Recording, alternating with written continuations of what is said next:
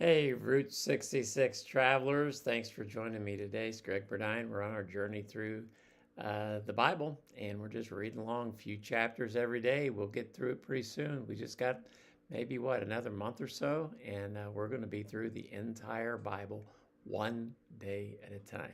Have two chapters today in the book of Acts, Acts chapter 4 and 5. Acts is all about the expansion of the gospel through believers, through the church. We're coming at the beginning of this. It kind of centers in what happens in Jerusalem. And then as we continue on through Acts, we find out that the Apostle Paul is going to take it into the Roman Empire. And so it's going to be great. But right now we're still in Jerusalem. In Acts chapter 4 and 5, we find boldness and integrity. The opportunity to spread the gospel, but the need to have the people in the church where they ought to be. So Acts chapter 4, bold witness under pressure. Peter and John are arrested for preaching about Jesus. But their courage, their fearlessness, they testify before the same group of religious leaders that condemned Jesus to death. Knowing that it is a high possibility that they could die for what they're doing, they still boldly proclaim Jesus. And the believers prayed for boldness. They knew that they could be weak, but they prayed for boldness. And the place where they met was shaken by God's power. May we have that kind of boldness.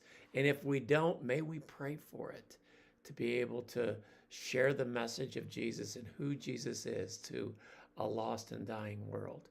And then in chapter 5, we find out that things weren't always so good. Have there always been hypocrites in the church? I believe there may have been. We know Jesus' 12 had a Judas. We find these two people in chapter 5, Ananias and Sapphira. They lied about what they gave to the Lord's work, and they died instantly. And I think God did this instantly to show the seriousness of deceit in the church. It happens. And I hope that if you ever see it, if you witness it, you experience it, I hope that it won't pull you away from meeting with God's people. So easy to do because you think, well, if it happens in God's church, I don't want to. No, it's going to happen everywhere. Keep your eyes on the Lord, not on people. And yet, in spite of the trouble, God's power continues. Miracles, multiplication, more people get saved, possibly even because of the persecution that's growing. God's plan is not going to get stopped by somebody making it illegal or by the infidelity and dishonesty within the church. God says, I want my gospel everywhere. And whoever takes it, I'm going to bless them. And that's what he did. So some lessons from these two chapters today. Bold faith faces opposition with courage.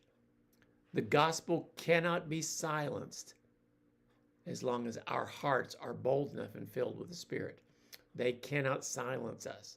Oh, they might kill us, but that is not going to stop the voices that will go out for the gospel. So be bold in your faith. Second, integrity matters to God. Integrity. Hypocrisy weakens the witness of the church. And I think that's why God let this out. It weakens it. And God doesn't want it in there. And so be very careful about living a hypocritical life, making it look like you're a whole lot better than you are. Be honest with your faults or what your desires are. Don't be a hypocrite. Integrity matters to God. And third, obedience is what brings power. God blesses those who choose faithfulness over fear, to do it in spite of how you feel. A lot of people think, well, when I really want to, then I'll do it. You don't wait until you want to do something until you do it. Now, that's not being a hypocrite. A lot of people think, well, you know what? I really don't want to witness, so I don't want to be a hypocrite by witnessing when I really don't want to. No, you witness anyway because that's being obedient. In spite of your fear, In spite of you not knowing what's going to happen, you say, you know what? I'm going to share the message of Jesus anyway. That's what these early disciples did. And God blessed them with great, great fruit and great, great harvest.